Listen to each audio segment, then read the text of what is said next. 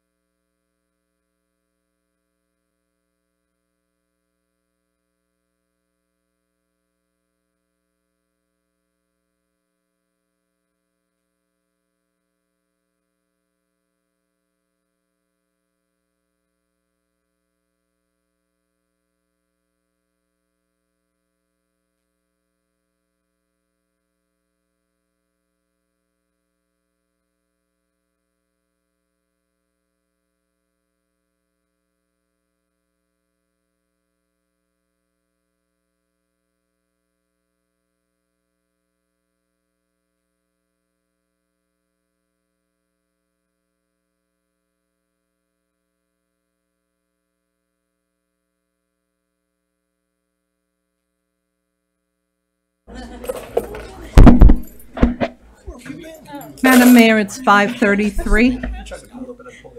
Excuse me? Do we not only, we don't have the pledge on this? You'll have the pledge on at the next meeting. If you want to pledge on this meeting, we can. It normally should be. Okay. Do I pray twice? Okay. Good evening, everyone. I'd like to call this Tuesday, March 19th, 2019 Special City Commission meeting to order and ask the clerk to call the roll, please. Mayor Pam Triola. Here. Vice Mayor Andy Amorosa. Here. Commissioner Scott Maxwell. Here. Commissioner Omari Hardy. Here. Commissioner Herman Robinson. Here. If everyone would please rise Thank for you. the pledge, led by the Vice Mayor.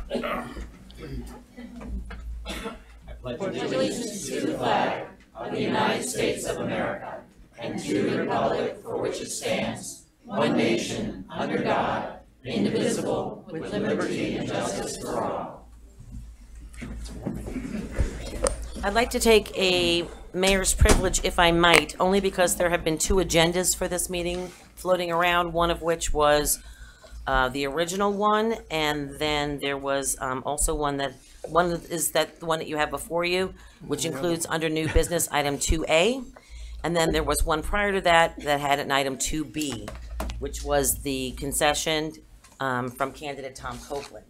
And I believe that candidate is here today, and I'd like to, if we could add that concession to item 2B with your permission.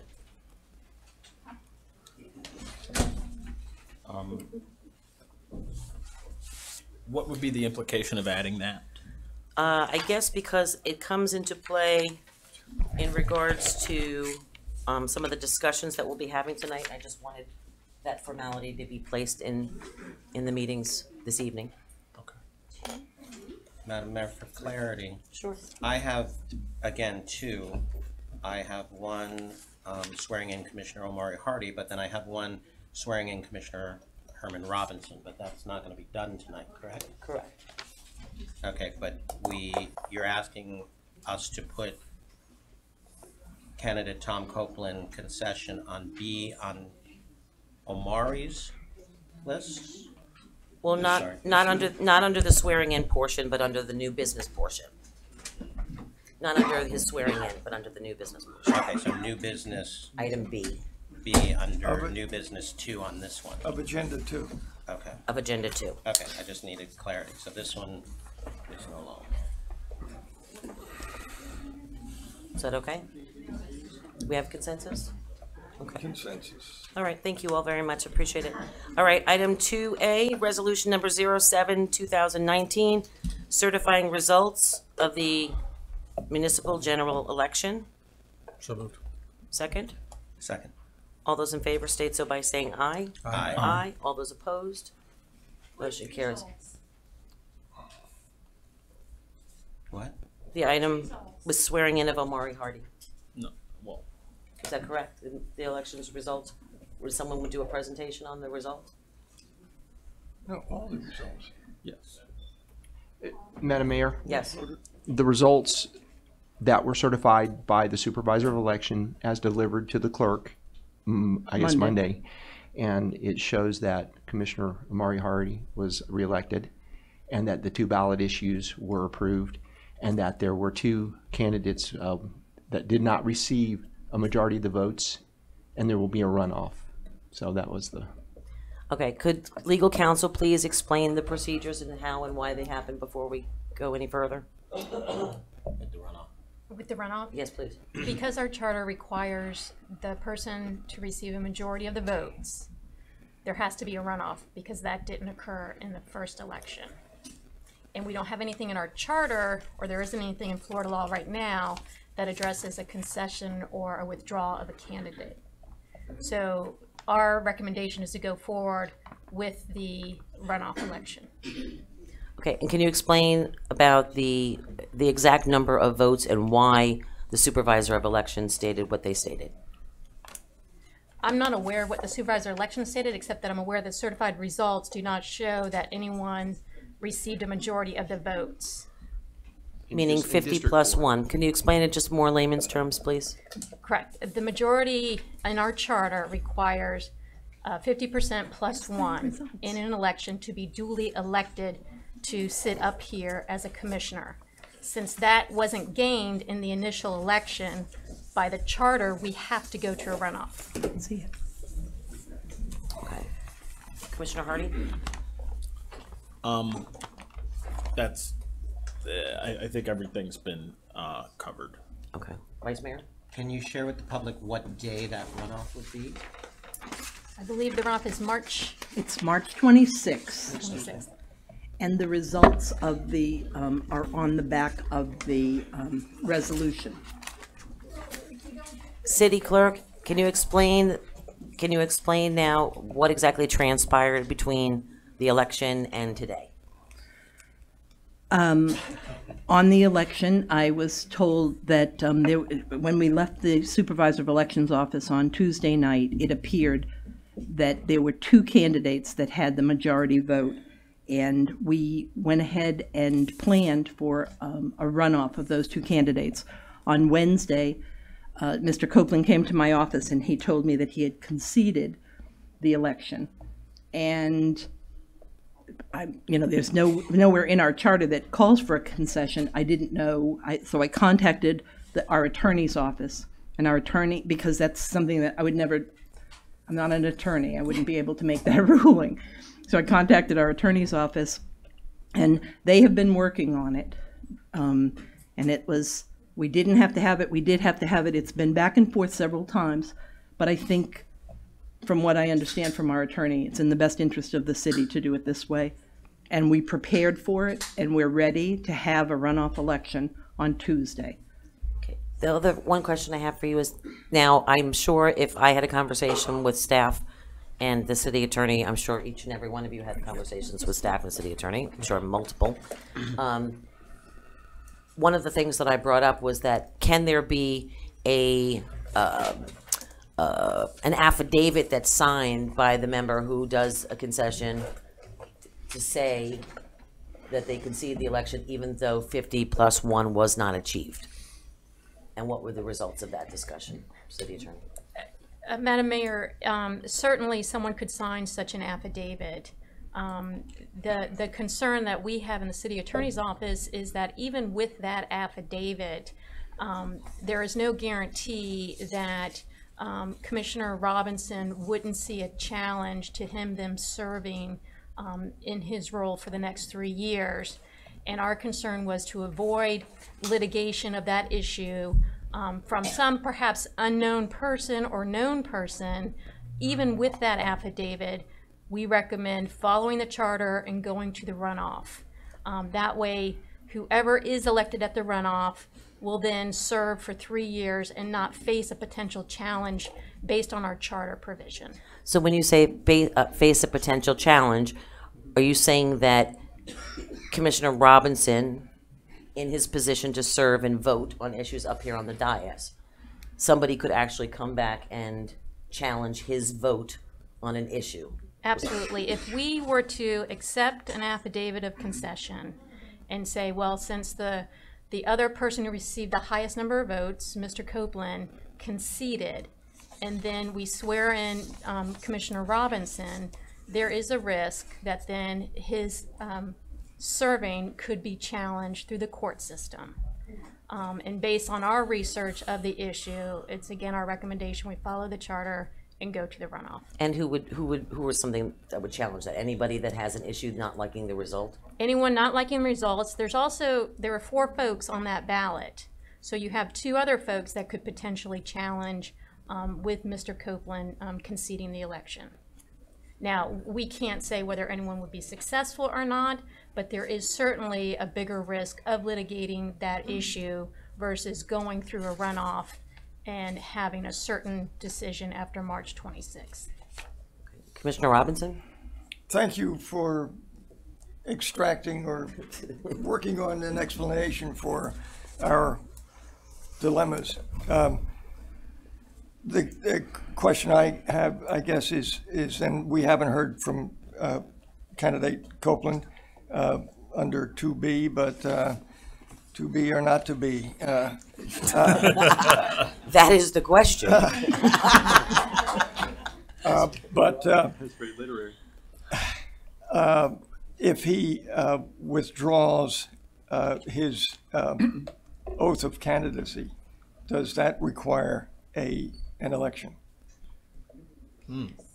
We have looked at everything from conceding to withdrawing to an unfortunate incident where he is no longer present.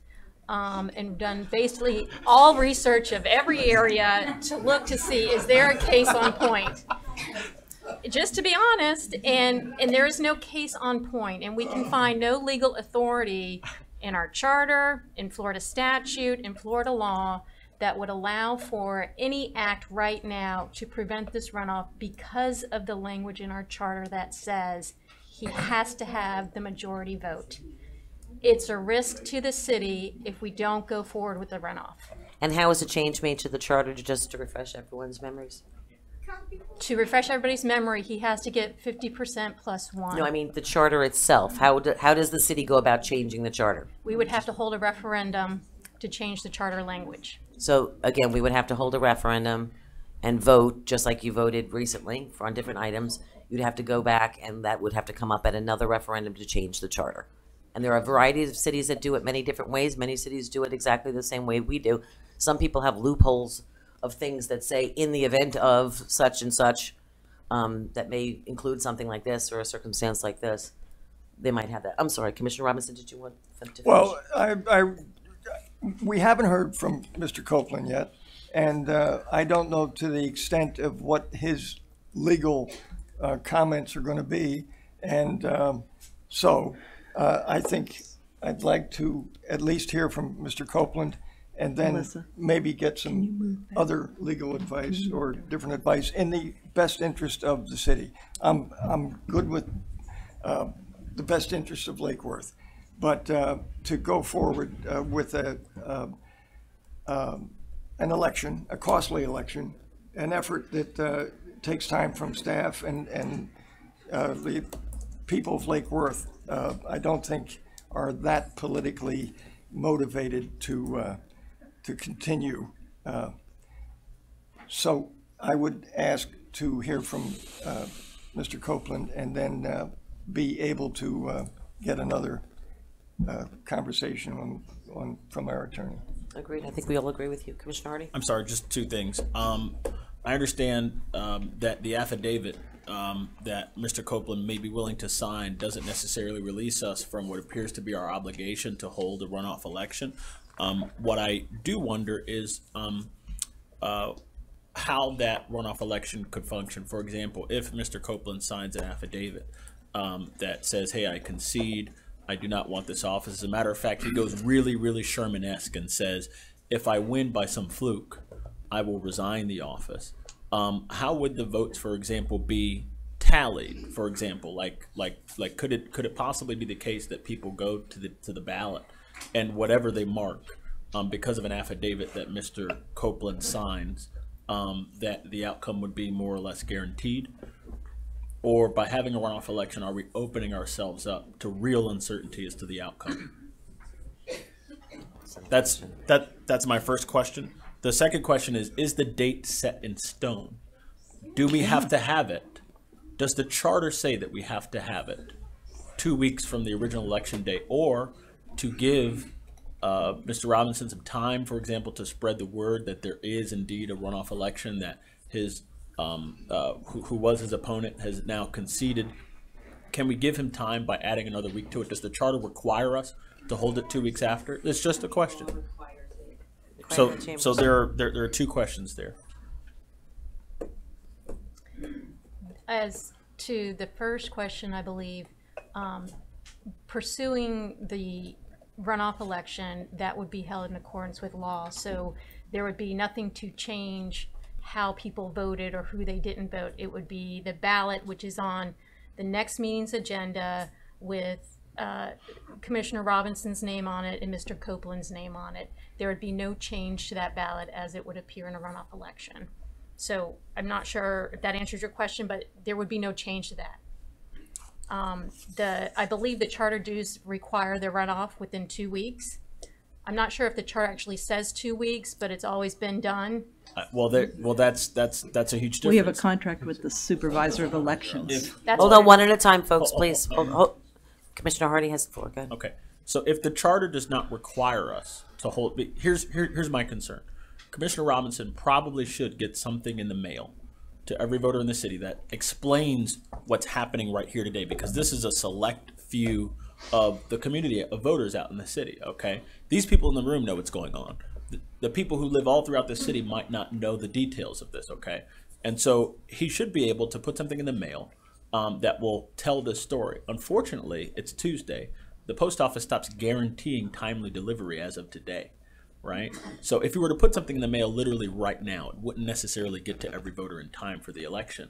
And no one wants to hold obviously we don't want to have a runoff, but like we also don't want to have to go through this whole rigmarole of campaigning. He just needs to tell the story. So if it's not required by the charter, can't we just push it out a week and hope to get some reprieve?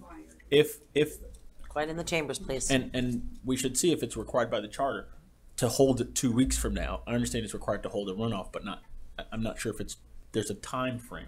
City clerk, work with the SOE on this? The clerk's correct that it's under our agreement with supervisor election. For a municipal election, our supervisor election is the city clerk. However, for our elections, we rely on Palm Beach County Supervisor of Elections equipment. Without their equipment, we can't hold our elections. So every year we sign a contract, we bring it before the city commission, which outlines how we're going to conduct our municipal elections. So in that contract, it addresses the general election, which we just had, and then it addresses the date for the runoff. Because what the supervisor of election for Palm Beach County does is they try to make sure every municipality has the runoff on the same date. So when they do the general election, they know when they have to prepare to do the runoff. So if we were to request a postponement of that runoff election, we would likely incur substantial additional costs because now the supervisor's election for Palm Beach County is going to have to make an exception for Lake Worth to have a special election just for the city of Lake Worth. Because that will mean bringing back in all of her people to do what needs to be done for each individual municipal election. Vice Mayor Pro Tem. Thank you, Madam Mayor. The city manager and I have been having conversations, we're going to do this, might not do this, we're not sure, and here we are tonight having this final discussion. One of the things that we discussed, and I'm not sure if we looked into it, but it's my understanding, I've seen this in practice, that you can't actually put language at the polling station through the supervisor, whoever conducts the election, that states very clearly that candidate X, a vote for candidate X will not count because they have withdrawn or conceded, whatever the case may be. I'm just wondering if you've had an opportunity to look into that, because if that seems to me is that's going to be the cure-all. Yeah. That no matter what happens at the polls, right, people, the advertisements there that if you vote for Mr. Copeland, that vote will not count. Right. And that's really all I have to say. But before I give up the mic again, I do want to, in case I don't have this opportunity, I just want everybody to know how I think Mr. Copeland showed a great deal of class in what he's done. And I just wanted to know that it's one of the classiest things I've seen done in this city in terms of politics in my 20 plus years of being involved. So,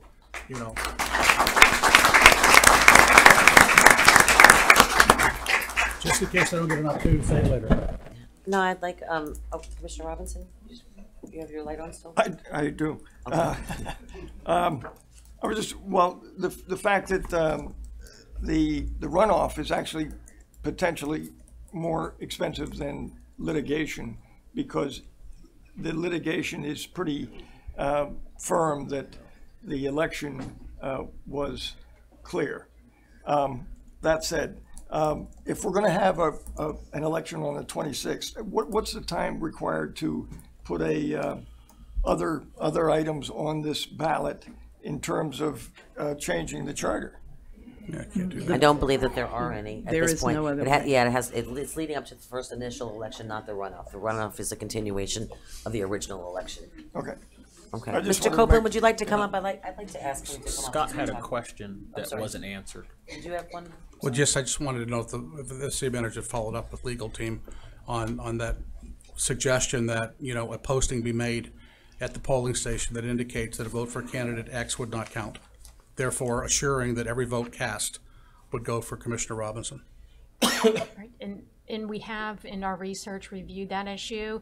You see that come up oftentimes at the initial election where someone has dropped out during the initial part of an election.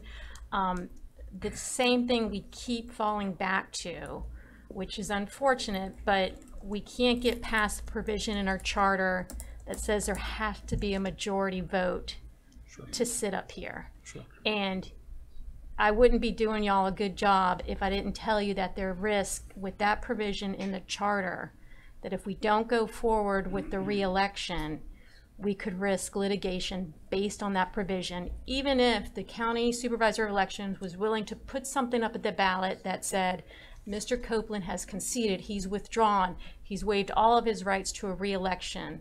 That doesn't mean that someone who may have the ability to allege an issue with this, take us through to litigation, that could be costly, that could then require the actual runoff to then be held as a special election.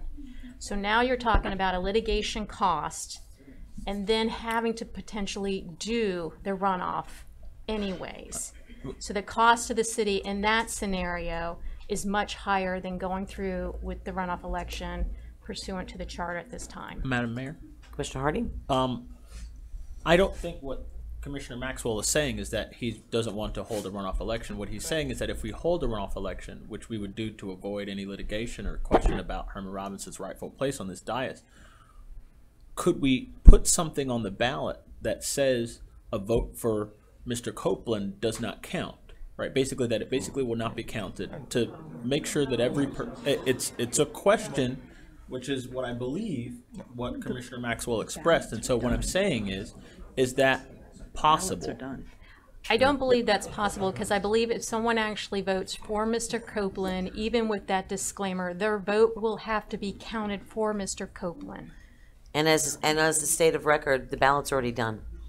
Ballots are printed. How much would it cost to reprint 2,500 ballots? The mail-out ballots are statutorily sent out. Okay. Okay. Well, I'd like to actually call for Mr. Copeland here, since we're chatting about him, and be nice for him to speak. Oh, yeah. Breaking the first rule of public speaking, I'm chewing gum. First of all, I want to thank all of you for giving me the opportunity to speak here tonight, and I want to thank everybody for coming out tonight. Glad to see that this is such an impassioned thing for so many people. Certainly was not my intention to cause this kind of constitutional crisis here in our city. I think everybody knows that. But I just want to give a couple of remarks here tonight. And I appreciate you giving me the time to do so. That might help you in some of your discussions here tonight as you guys move forward and make a decision. So I want to start off just by saying thanks to so many supporters that are here tonight. And I also want to say that I'm very proud of the fact that I ran a campaign based on issues. I ran a campaign based on what I thought was the right vision for the city going forward. We also prepped for debates. We engaged in door knocking. We even did a Get Out the Vote concert, which we were really proud of, that we thought was really cool too, trying to get the voter rolls up. We engaged new voices, and we engaged voices who have been in the city for many, many years. We engaged people who have moved in the city the last 6 months and people who have been here for 20 years. We coveted 800 votes, and more than 100 people showed up in our election party. And that's just something that I'm just really proud of and that I wanted to share with everybody tonight. But the next morning I had to face a hard truth and a real truth. And that truth was that Commissioner Robinson did very, very, very well on election nights. He got about 1,400 votes, I got about 800, and I saw that as a wide gulf. I also know that my candidacy, for whatever different reasons, was one that brought about some contention in the community, and I was a bit of a divisive figure for taking the positions I believe that I took. And I had an opportunity, I saw an opportunity to kind of take that away, to really kind of remove the rug from that standing there. And so my decision was based on the fact that I understood that we could save the city $25,000 by not having a runoff election. And also my message was clear and it was genuine, and that this was an opportunity to build the commission team up here tonight. And send a message of unity, and send a message that no matter what, Lake Worth or Lake Worth Beach, as I think it's going to be ratified here, is on the right path, and we're going to do just fine. So I'm really proud of that message, and I stand by it. I also want to stand up here tonight to say that I have not rescinded my concession. In fact, right here is that affidavit that was signed earlier today, and I will be submitting this into the record for the city clerk tonight. And I think that that's just one step towards showing my commitment to my word, because my word is everything, and I do stand by it. Thank you. Now, this affidavit does really only one thing. It basically just says that I've conceded the election and that I won't be suing the city later on if I decide that I'm just not happy with it anymore and I want to force a runoff. That's really all it does. So just to be clear, everybody, that's all an affidavit does. And with that affidavit, I'm also here to say that my campaign for District 4 Commissioner for the March 2019 election has ended as of Wednesday of last week. Not tonight. It ended Wednesday of last week because that's when I gave my formal concession letter to our city clerk. So, that being said, regarding a runoff and the decision that's before you tonight for you to make, I believe at the same time, and I say this with all due respect to Commissioner Robinson, that I did not concede as a sign that I believe that Commissioner Robinson is the correct man for that job. I wouldn't have run my campaign if I didn't think that that's true. So I'm not here tonight to endorse Commissioner Herman Robinson or to tell all my voters, all my supporters to go out there and go vote for Commissioner Herman Robinson on March 26th. There was a lot of good reasons why I did it, and I stand by it. But if you do decide to accept the concession that I've given tonight, I think that this community would stand behind that. I think that that concession is one in which you may have some, well, the city attorney is going to say that we don't have any legal standing with that, but if you feel that that's sufficient enough to be able to make the decision to not have a runoff, I'd stand behind that decision. I know that both my supporters and Commissioner Herman Robinson's supporters would appreciate that. But if you do decide that we do need to go for the runoff, then one of the things that really weighed on me when I made my concession is how this would make my supporters feel. That was something I really had to grapple with. The one thing that I regret about the concession is that it took away their right to come back out on March 26th and vote for me again. I'm not going to do that again. We have a lot of supporters that are here tonight, and I want them to know that. I'm not going to take away, I don't have the right to take away their right to come out on March 26th and cast me as their choice for District 4 Commissioner on March 26th, just like I can't take away Commissioner Herman Robinson's supporters for doing the same thing as well. So with that, on March 26th, not as a candidate, because as I said, my campaign ended, and this is not a campaign speech tonight. I want to be clear about all that before anybody goes on Facebook and starts saying that he kicked off his campaign tonight. Not as a candidate, but as a resident. I'm going to show up to the polls on March 26th, and I'm going to cast my vote for who I think is the right man for that job. And I'm going to cast that vote in favor of me. Just like I hope that every one of our residents stay engaged and they go out and vote in the runoff election as well, and they get to choose who they want their District 4 City Commissioner to be going forward. So with that, whatever you decide tonight, glad I was able to get that message out. Thank you so much for your time, and thank you. Good night. Thank you very much.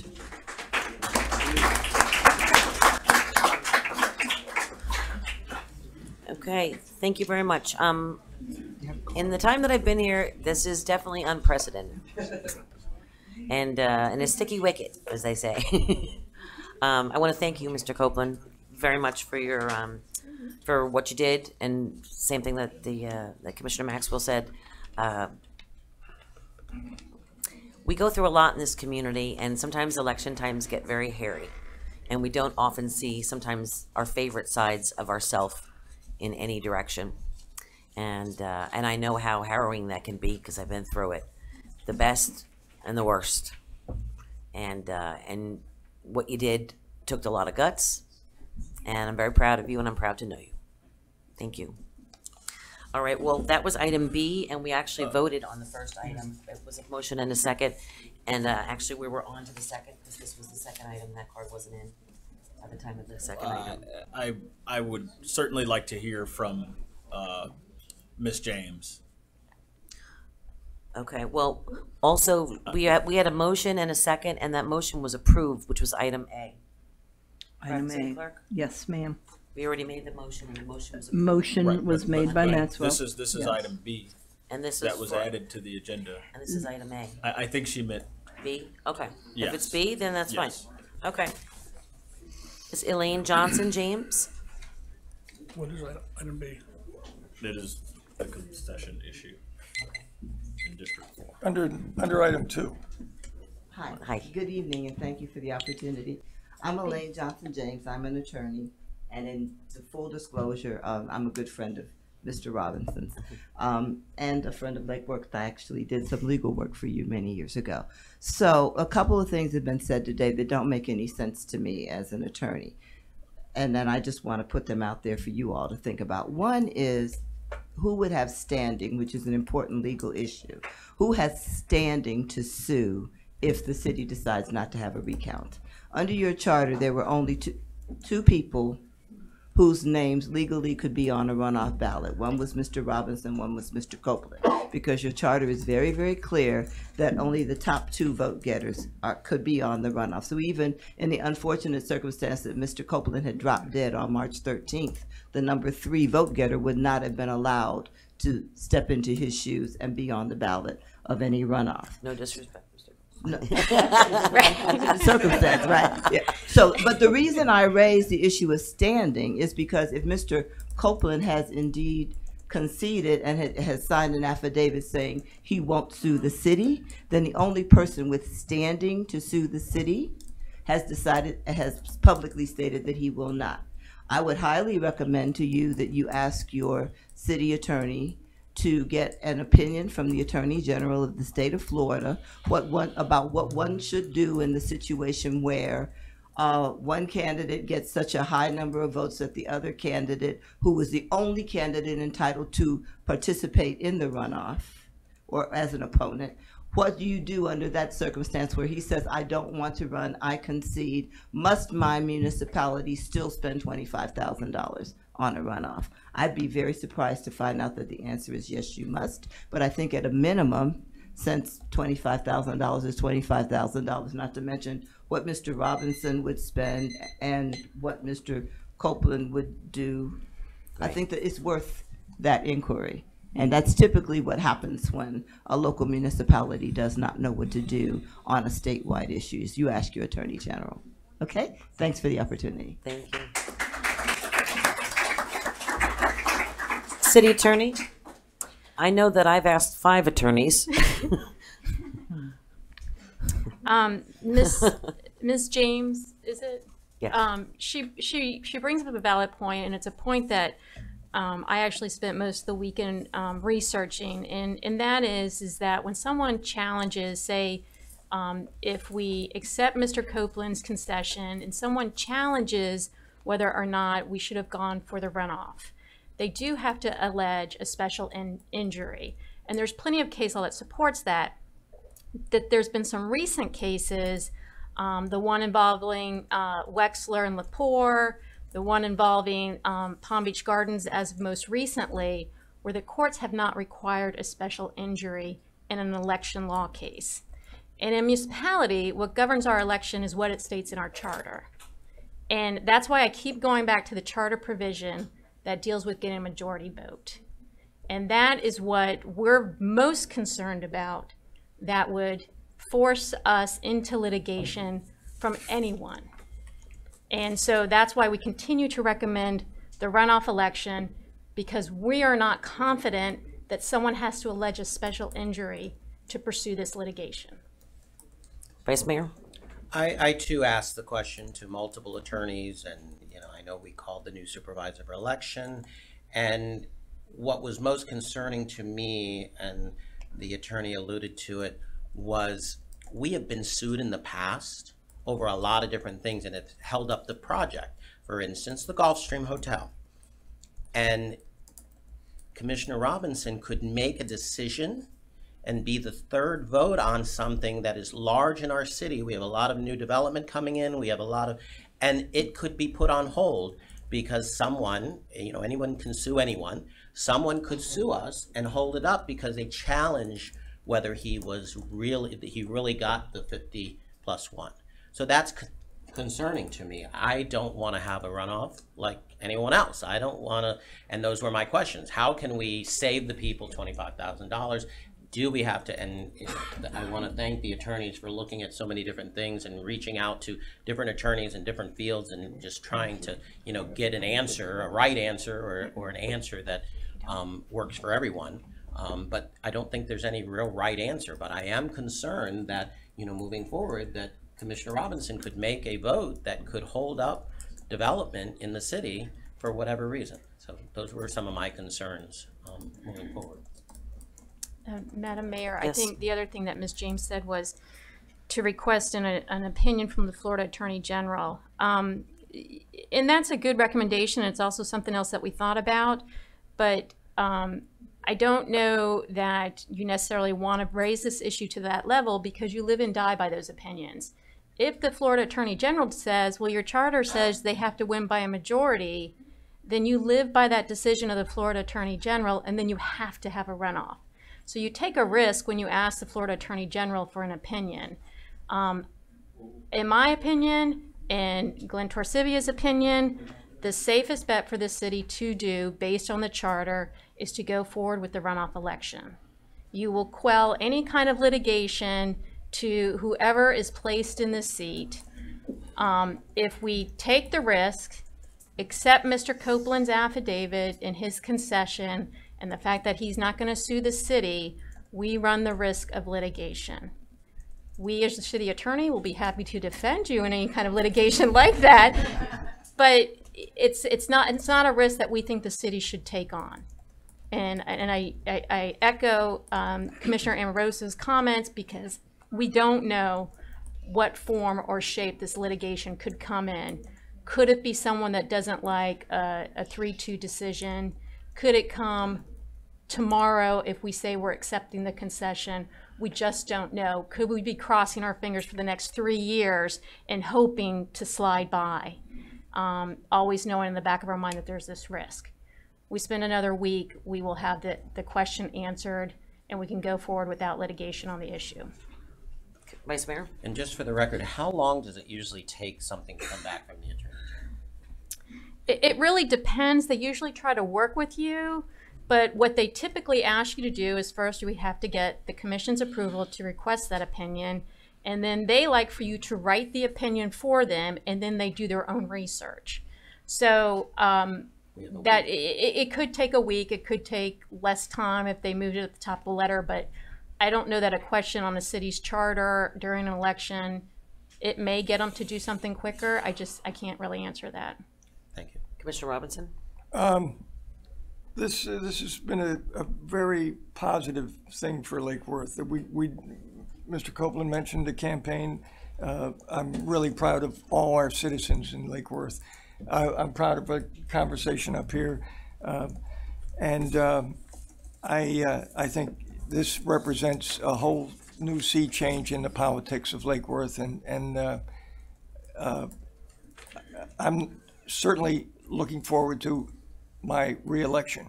But, and I'm not going to get political, but politics, democracy is probably going to be less served by a runoff, being that there'll be less votes taken.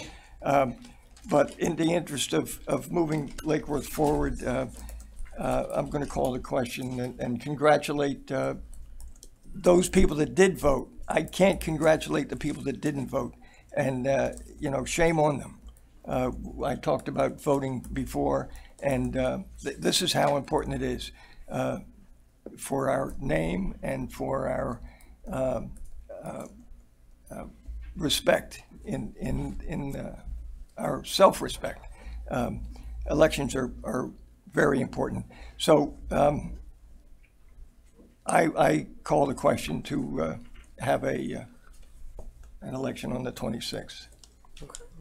Well, we've got a Whatever it takes. Yeah, we don't need it. We don't need a vote on this item. I don't Yeah, believe it was just a consensus. So I appreciate that. We'll end conversation at that point.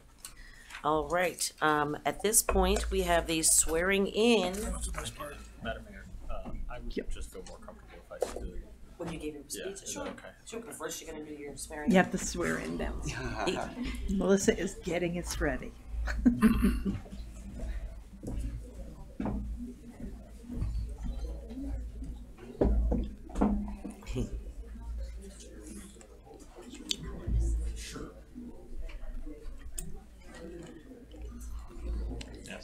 All right, quiet in the chambers. Let the swearing in begin. I, Omari Hardy, I, Omari Hardy, a citizen of the city of Lake Worth, a citizen of the city of Lake Worth, the state of Florida, the state of Florida, and of the United States of America, and of the United States of America, and and being an officer of the City of Lake Worth, and being an officer of the City of Lake Worth, and a recipient of public funds, and a recipient of public funds, as such officer, do hereby solemnly swear that I will support the Constitution of the United States I will support the Constitution of the United States and of the State of Florida and of the State of Florida and the Charter of the City of Lake Worth, and the Charter of the City of Lake Worth, and that I am entitled to hold office under the Constitution and that I am entitled to hold office under the Constitution and the Charter of the City of Lake Worth, and the Charter of the City of Lake Worth, and that I will faithfully perform all duties and that I will faithfully perform all duties of the office of Commissioner District 2, of the office of Commissioner District 2, on which I am about to enter. on which I am about to enter. Thank you.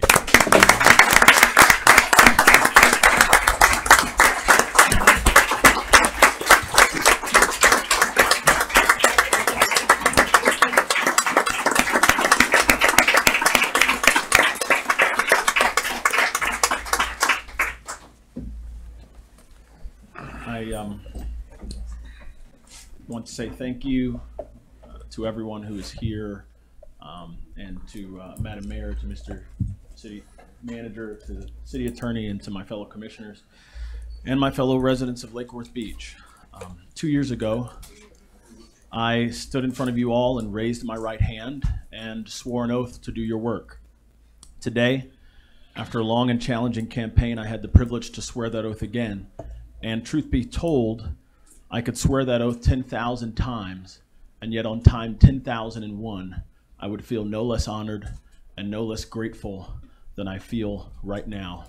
No less honored and grateful than I felt 2 years ago when I stood before you and raised my right hand and accepted the responsibilities of this office. It will never cease to be anything other than the greatest privilege to be called on by my neighbors and my fellow citizens to look after what is good for them and their homes and their community. I want to thank you, the people of Lake Worth, for trusting me as you have. And later this evening, when I'm alone, I will pray to the God I worship and ask him to give me the wisdom and character enough to keep the trust that you have given me. Today is a new beginning. The campaign and the rancor of the past several months now firmly behind us, we can all look forward to a new era of good feelings in the city of Lake Worth Beach. We have done much over the past 2 years to improve our city. We have driven down the crime rate to new lows. We have rebuilt many of our neighborhood roads. We have lowered our electric rates to match those of FPLs. We have made our historic preservation program more of an asset and less of a liability. We have, throughout the city, approved projects that will make space for new blood, new residents, new families, new civic contributors, new consumers, new businesses, new taxpayers. We have done much of what we pledged to do. And yet in so doing, we have had a more difficult time than we expected. We have not only disagreed, we have quarreled. We have not only raised our voices, we have walked out. We have not only stood up for what we believe, we have postured. All of us who sit on the dais have been guilty once or twice of thinking of something other than what is good for our residents. All of us have fallen short of the hopes we had for the past 2 years. A commission that could have arguments and debates without feuds and recriminations. A commission united by a common purpose, the good of our residents, the expansion of our potential, the broadening of our collective imaginations that comes only when a people know that the slate has been cleaned. And though we missed that opportunity 2 years ago, I am here to tell you that the sun rose clear this morning. The slate is no less clean today than it was 2 years ago, and the opportunity to have a board of 5 citizen leaders who think and act as a team is still at hand. We need only goodwill and patience and cool heads to redeem this historic opportunity. And if our better angels prevail, so too will our grandest visions for this city. Now, I want to be clear about this. We must have peace on the dais. But if this peace is to last, it must be a peace built on justice, on fairness, on tolerance, on open discussion and debate, on commitment to the truth and the pursuit of the very best ideas. We can have comedy and still have tough conversations. We can prize civility without using it as a cudgel to silence our critics. We can be generous to one another and still hold fast to our individual values. We can be a team without acting as a herd. This is essential not only to our getting along, but also to our mission, to discover and implement the best ideas and to improve to the greatest extent possible the lives of the people who sent us into this room and onto this dais. It is important to remember that while it is our job to work together, it is not our job, that while it is our job to work with each other, it is not our job to work for each other. We were elected by people who saw something different in each of us, and we were empowered by the people to use for their benefit what is unique within each of us.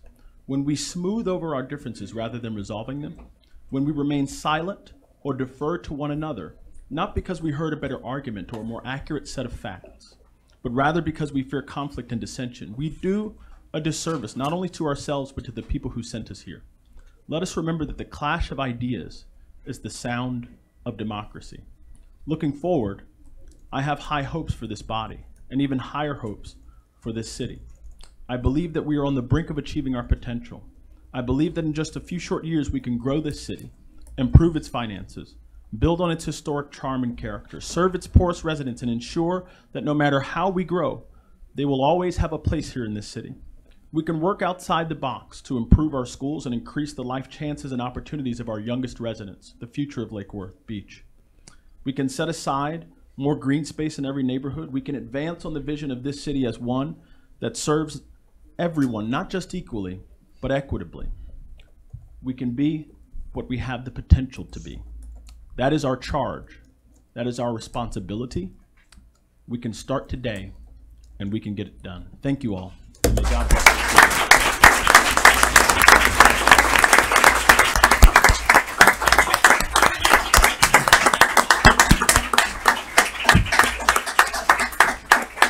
I'm getting more awkward by the second. Thank you so much, Commissioner.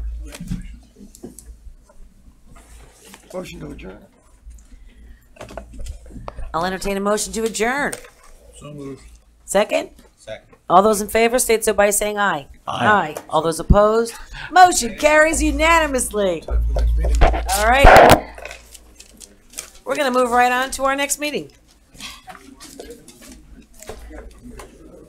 No short meetings around here. That's right. All right. Shall we ready, City Clerk? I will be in 1 second. You know what? Let's take a quick break. All right, folks, we're going to take a quick break.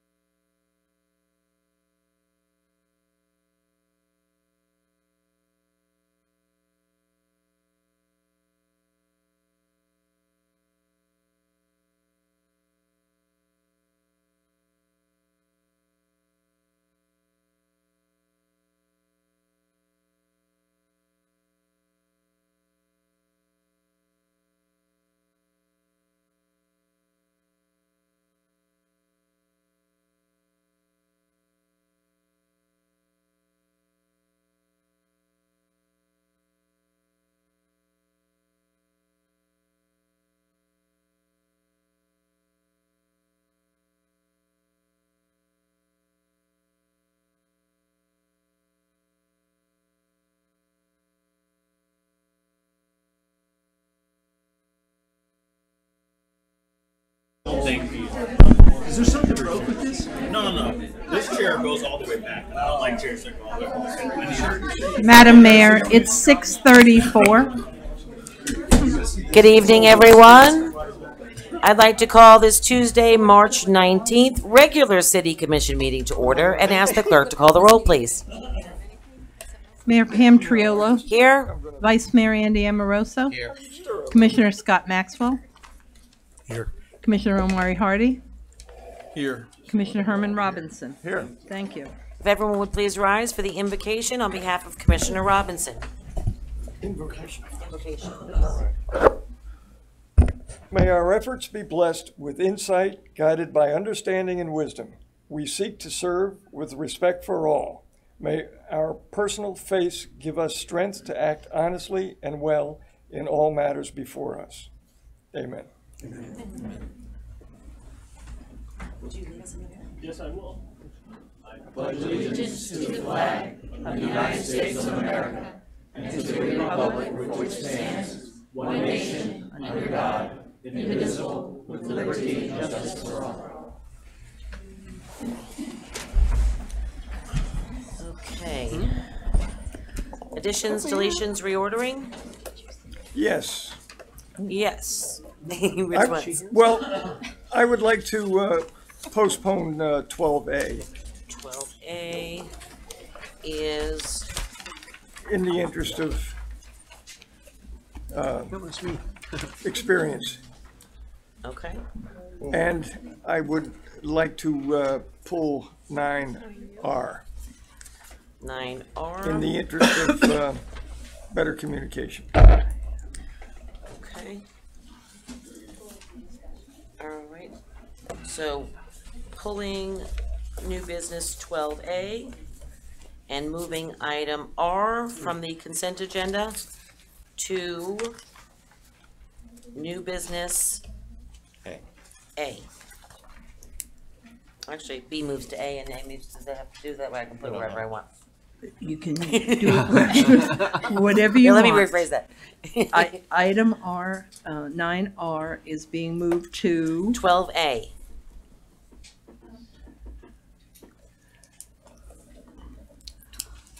I'll entertain a motion to accept the agenda as amended. Moved by Commissioner Hardy, second. Seconded by the Vice Mayor Pro Tem. All those in favor state so by saying aye. Aye. All those opposed? Motion carries unanimously. Thank you all. We're going to start with our presentations. Do we have anyone here to accept the proclamation for eating disorders? Bethany Cohen. I wrote it on I'm there sorry, for you. somewhere it got lost. Yeah, that's fine. Let me come down and join you. And Madam Mayor, the LGBT was read at City Hall last week. So I can just read it here? Yeah. Okay. Wait, it was red. It was read, I read it. Oh, outside. Yeah, we all. Okay, I see what you're saying. On the steps. Yeah, no, it's At the top of the steps. You were there. Yeah, you were there. I was. Photographed. Whereas eating disorders affect 30 million individuals in the United States during their lifetimes, with more than 600,000 individuals in the state of Florida alone. And whereas eating disorders, including the specific disorders of anorexia nervosa, bulimia nervosa, binge eating disorder, avoidance restrictive food intake disorder, and other specified feeding or eating disorders, are complex, biologically based illnesses. And whereas eating disorders are associated with serious physical health consequences, including irregular heartbeats, heart disease and heart failure, kidney failure, osteoporosis, gastric rupture, tooth decay, obesity, gallbladder disease, diabetes, and death. And whereas at least once every 62 minutes, someone dies due to their struggle with an eating disorder, and anorexia nervosa has the highest mortality rate of any mental illness. And whereas eating disorders know no boundaries with respect to genders, ages, races, ethnicities, body shapes and weights, sexual orientations, and socioeconomic statuses. And whereas eating disorders have a high prevalence amongst active military service members and veterans. And whereas with early detection and intervention, full recovery from an eating disorder is possible.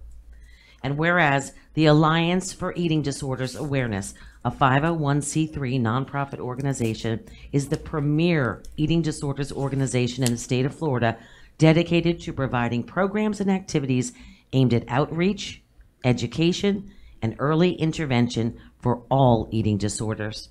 Now, therefore, I, Pam Triolo, Mayor of the City of Lake Worth, Florida, by the virtue of the authority vested in me, do hereby proclaim February 25th to March 3rd, 2019 as Eating Disorders Awareness Week.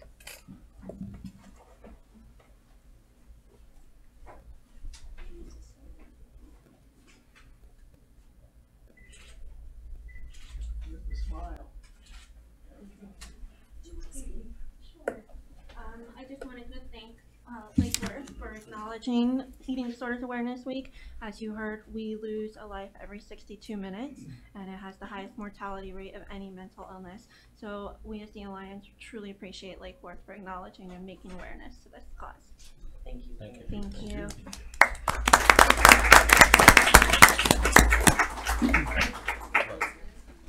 Nobody's here, and we read it. And was this read in the commission meeting or in front of the building? It was read in front of the building when we raised the flag, and we missed you. However, we did have the largest group ever show up. Wonderful. Well, then I guess I will read it for officiality here from the dais. You can. Whereas the lesbian, gay, bisexual, and transgender community is comprised of people from all walks of life who are active participants in our community. And whereas members of the lesbian, gay, bisexual, and transgender community are engaged in endeavors of economic growth, retail, education, hospitality, community, professional, and service industries.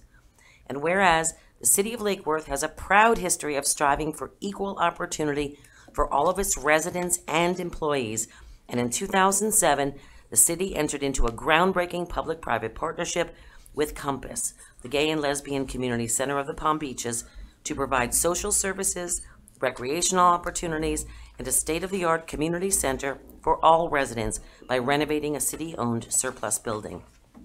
And whereas people seeking to limit any rights of the lesbian, gay, bisexual, and transgender community are in conflict with the city's policies and anti-discrimination ordinances. Now, therefore, I, Pam Triolo, Mayor of the City of Lake Worth, Florida, by the virtue of the authority vested in me, do hereby proclaim March 2019 as LGBTQ Pride Month. Yeah.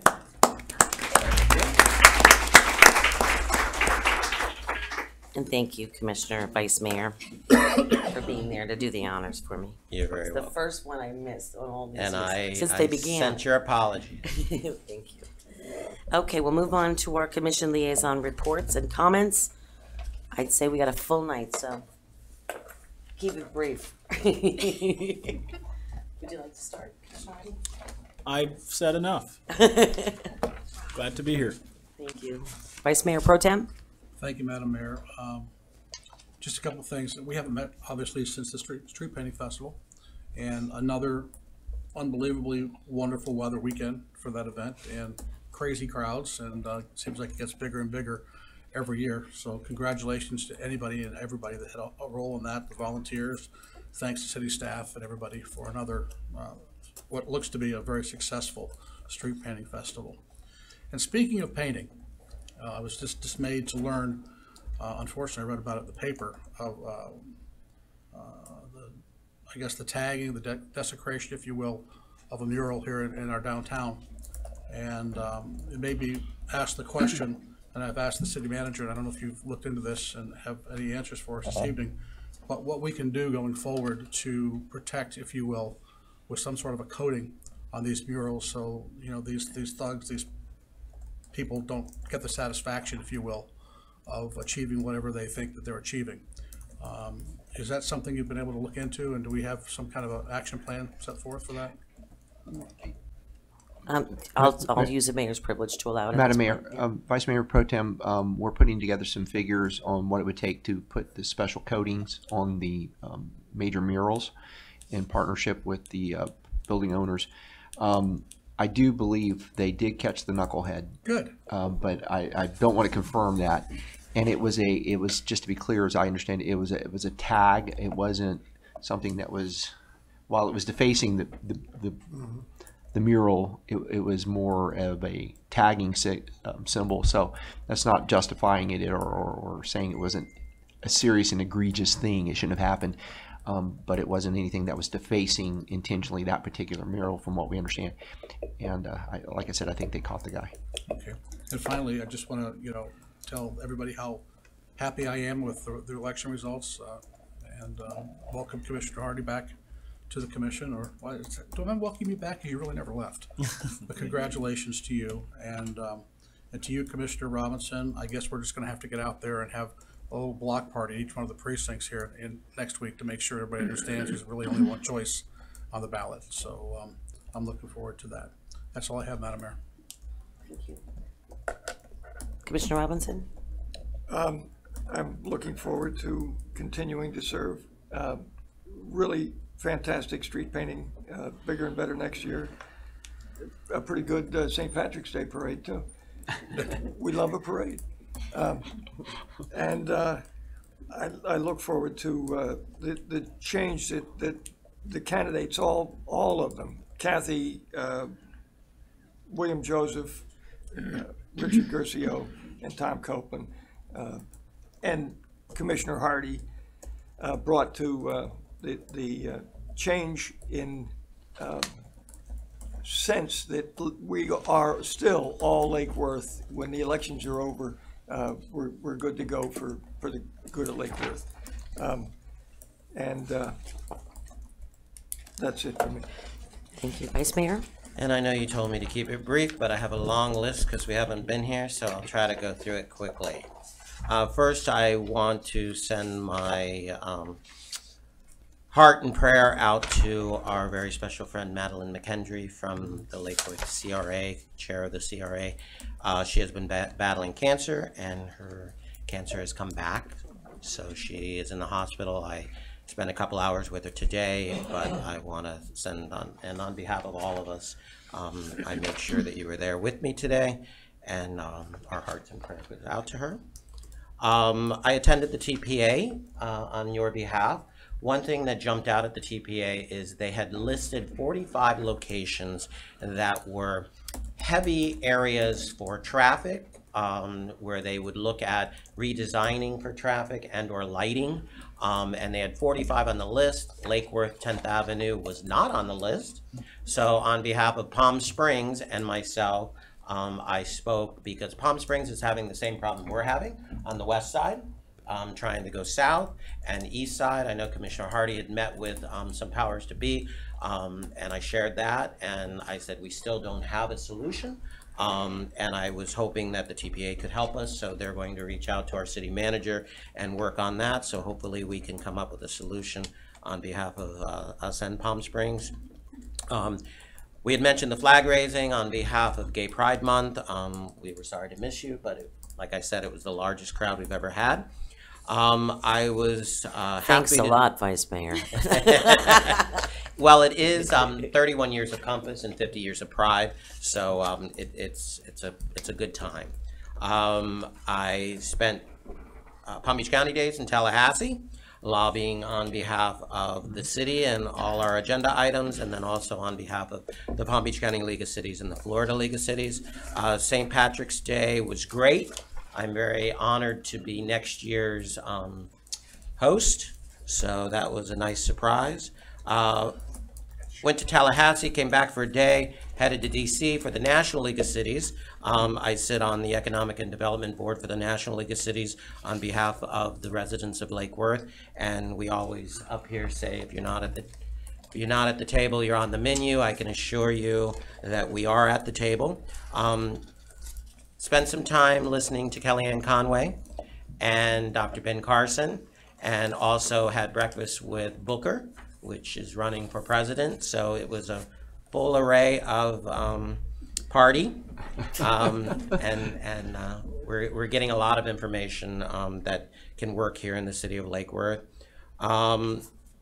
Very happy that smokable medical marijuana was passed on behalf of our governor.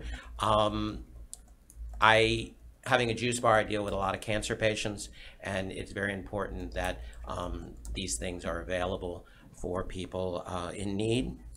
Gay Pride, coming up the 30th and 31st. The parade is on the 31st. We're still short a couple convertibles. If anyone knows of a convertible that would like to drive us in the parade, thank you, Marty and Teresa. You will be driving us.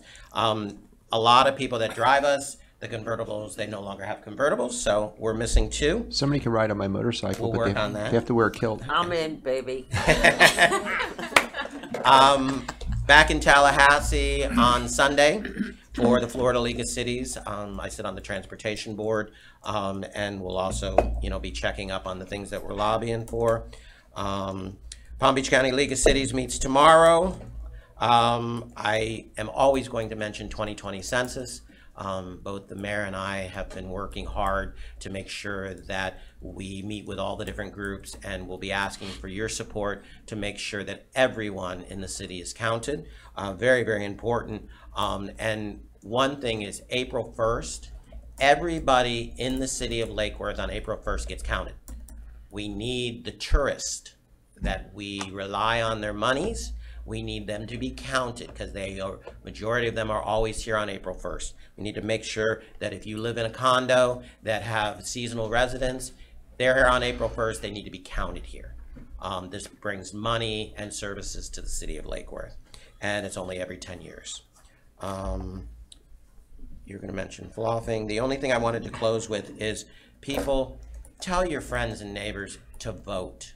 We have 38,000 people in the city. We have 18,000 registered voters, and minimal came out and voted. I know we get a lot more during a presidential election, but your vote counts. And, I know some people were upset with the name change.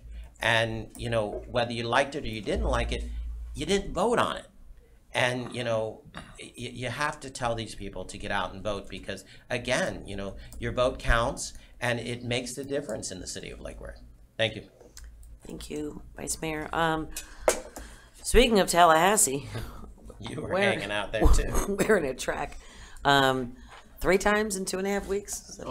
And going back in 2 weeks? Yeah. And driving the whole time. The drive kills you. But we have had 20-something meetings. Actually traveled with Gabe from the Florida Atlantic University. The world's foremost authority on ocean current science, or as I like to call him, the most interesting man in the world. We traveled, we took our tour of Tallahassee, the city manager, myself and Gabe, and met with the new governor's office. We met with energy groups, and the energy committees working under the new governor, and also in the Senate and in the House, and with FAU. We met with FAU too, and its staff and whatnot. The thing that I want to tell you all is the traction that we have made. It's so interesting because FAU works with the U.S. Department of Energy. That's how they got their grants to start all their studies on ocean technology, ocean energy. The fact that there are only 3 or 4 in the whole country universities that are actually able to study this, number one, they've received millions of dollars in funding from the U.S. Department of Energy.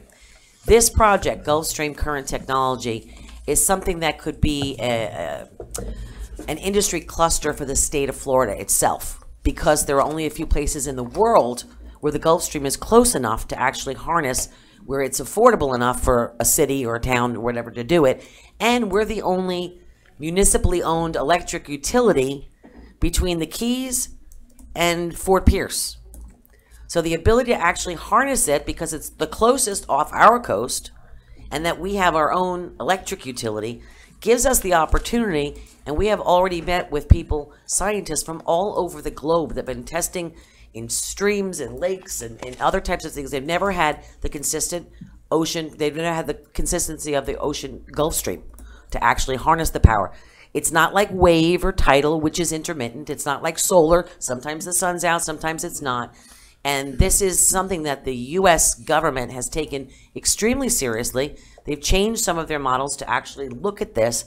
And the state of Florida, it's so interesting. Usually you think, okay, you've got local support of something, and then you get your state to support you, and then you go to the federal government. The federal government's already aware of it and waiting. Now we're having to reintroduce this to the state and to get them to realize that this is viable, real, and happening off of our coastline and can happen here. So we've received, I think, how would you say, we were so well received in Tallahassee. It was absolutely incredible.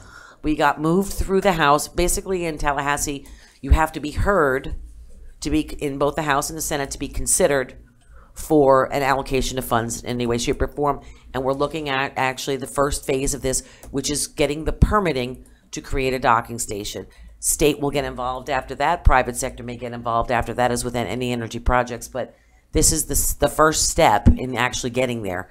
And I want to thank the city manager and thank Gabe too from FAU, and to my city commissioners who have gone on to make sure that we cover every single person in Tallahassee, trying to put together one sheets to give them the cliff notes on the version, so that, you know, some of these people are interested and know a lot about energy, and some of them don't know anything about energy. So you've got the whole booklets that I want to thank staff for putting together, and the Reader's Digest version that helps us say, what does it mean, what does it do, how does it get there, and what is it not going to do for any of the people that are concerned. Madam Mayor, if you don't mind, it got real cold in Tallahassee, and we weren't prepared for it.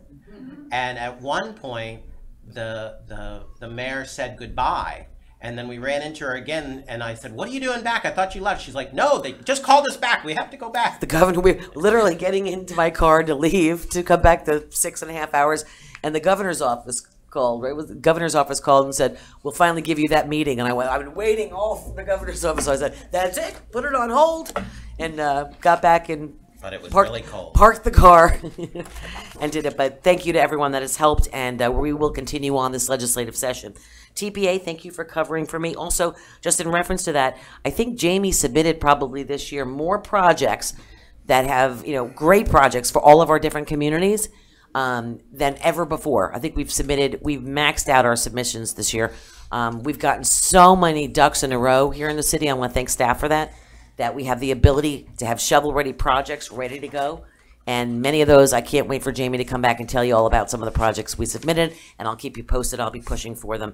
St. Pat's, awesome. What a great parade. What else am I missing? What else did we have? We had something else. It's been a while. I know. All right, I talked too much. Bye. All right. So we'll move on to the public participation of non-agenda items and consent agenda items. And first up, Peggy Fisher, followed by Lynn Anderson.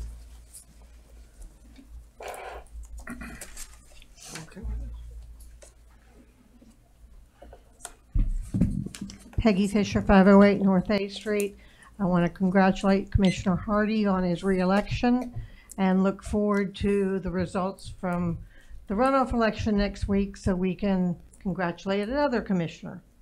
I appreciate Commissioner Hardy's urging a coming together and a nicer version of all of ourselves on the dais and working together, because it's really all about Lake Worth Beach. It isn't about any individual person and staff member. It's about the city, whatever we want to name it. On the consent agenda, I'm glad the issue with the property and the CRA was pulled off. That's putting those on the consent agenda causes a lot of comments throughout the community. And it's not really very transparent to the people in this city, which I think we should all be.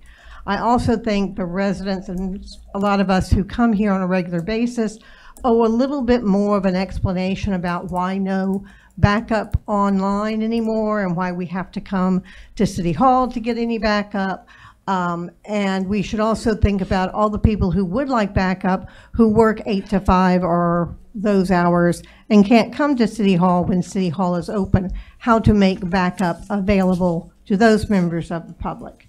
And finally, on the consent agenda, there's an item adding 16 new employees to this city, and nowhere did I see the associated cost with those new employees, which when we're talking about having limited funds, I think we should be saying how much adding new employees is going to cost us and where we're going to get that money. We were just talking about $25,000 for a runoff election. Well, I know 16 people have got to cost the city more than $25,000. Thank you. Thank you. Ms. Anderson?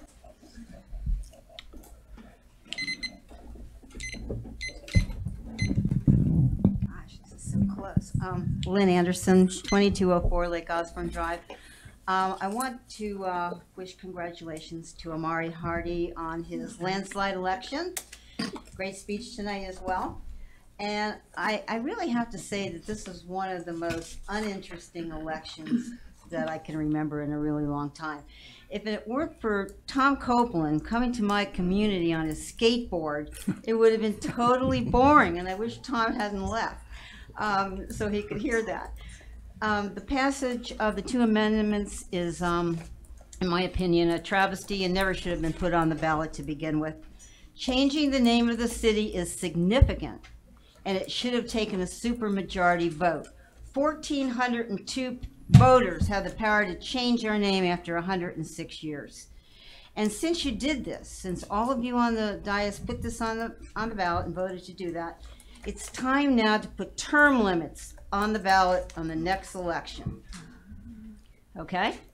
You can do it. I want to remind all of you who the bosses are. Katie has spoken about it. Peggy has too. It is we the public. The truth gets lost some of the time. And you are the bosses of the city manager. You often forget that too. It has been some time now that we can't get the meetings live because of ADA. Now we can't get the backup online either because of the same reason. You have reduced public information almost to zero.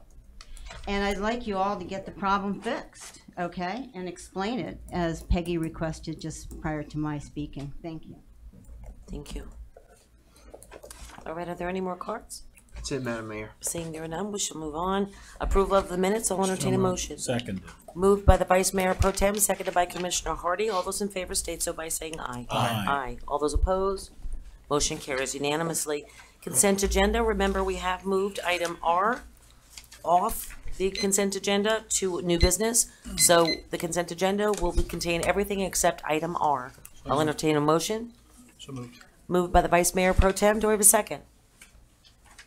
Second. Seconded by Commissioner Robinson. All those in favor state so by saying aye. Aye. Aye. All those opposed? Motion carries unanimously. Going to move on to our public hearings. We have one, item 10A, City Attorney. You need to read the ordinance for Thank you, legal Madam purposes. Mayor. Thanks.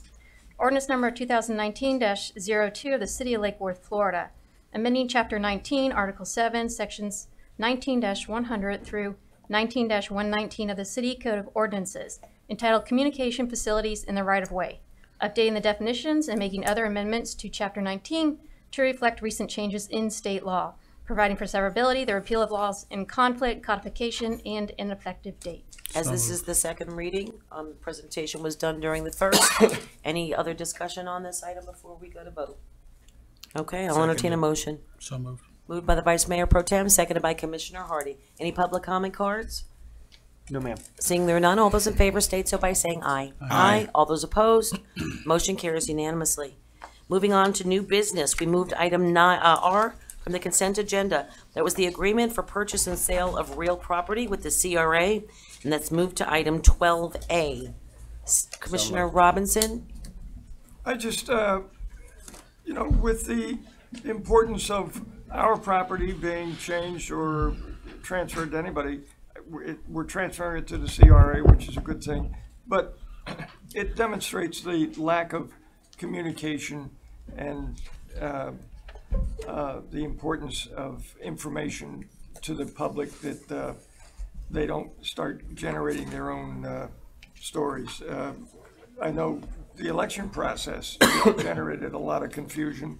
I don't know whether we could have done better with the changes that were taking place, but information is, if people want it, they should be able to have it. And that's the only, I'm certainly in favor of the CRA's use of the property, but I just want to make our communication better in the future for a lot of the important things. All of it's important, but land sales is tremendously important. I appreciate that, Commissioner Robinson, and I should have asked for a motion in a second before I asked you to speak, so forgive me for that. Moved by Commissioner Hardy, second? I did make a motion, You second. did? Okay, seconded by the Vice Mayor, sorry for that, and I appreciate your comments on that. Is there any questions? Any other questions on it? Okay, we've got a motion and a second and a public comment card from Tammy Panza.